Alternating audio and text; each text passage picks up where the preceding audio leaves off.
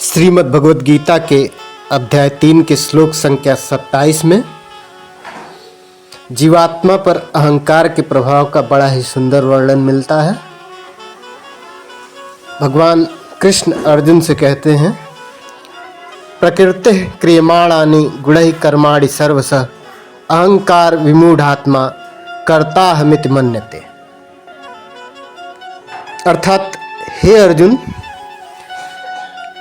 यह मनुष्य जो जीवात्मा को धारण किए हुए है, अहंकार के प्रभाव के मोह के फलस्वरूप अपने आप को समस्त कर्मों का कर्ता मान बैठता है, जबकि वास्तव में वे प्रकृति के तीनों गुणों द्वारा संपन्न किए जाते हैं। कहने का तात्पर्य यह है कि कभी कभी मनुष्य सांसारिक कर्मों को करता है, सांसारिक कार्यों को करता है और उसमें सफलता प्राप्त करता है, तो उसे लगता है कि वह कार्य उसने ही संपादित किया है और सफल रहा, और सफलता की यही भावना उसके मन के अंदर अहंकार पैदा कर देती है। वह उस कर्म का कर्ता खुद को मान बैठता है, जबकि एक दूसरा व्यक्ति है जो कृष्ण भावना भावित है। वह व्यक्ति यह नहीं सोचता कि यह कर्म मैंने किया है, उसके मन में हमेशा यह भाव बना रहता है, करते हो तुम कन्हैया मेरा नाम हो रहा है। यानी कि यह कर्म हे भगवान तुमने किया है और मेरा बस नाम हो रहा है। वह कर्म का श्रेय श्री भगवान को अर्पित कर देता है। प्रथम प्रकार का जो व्यक्ति है वह मूढ़ आत्मा है, वह मूर्ख है जो श्रेय खुद को ले रहा है, जबकि जो व्यक्ति कृष्ण भावना भावित है वह अपने कर्मों का श्रेय, कार्यों में सफलता का श्रेय श्री भगवान को समर्पित करता है। इसमें से एक प्रकार का व्यक्ति जो कृष्ण भावना भावित है और दूसरा व्यक्ति भौतिक चेतना वाला है।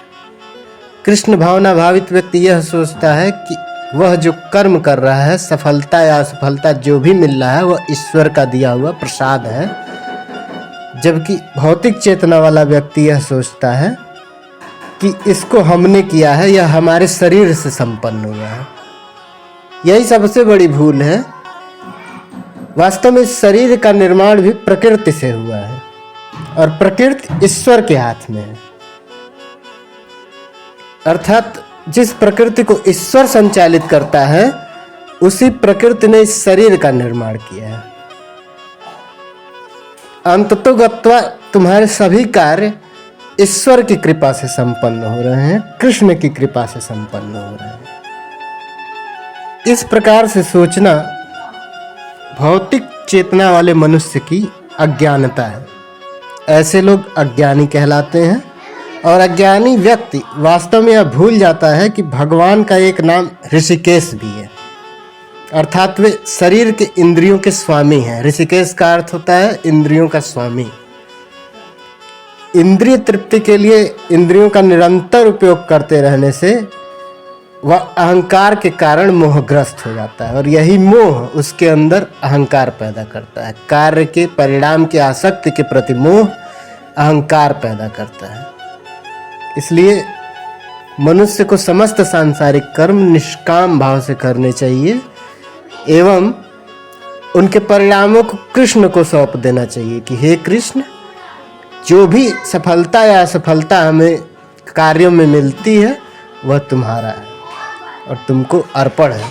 तेरा तुझको अर्पण क्या लागे मेरा, यह भाव होना चाहिए मनुष्य के अंदर।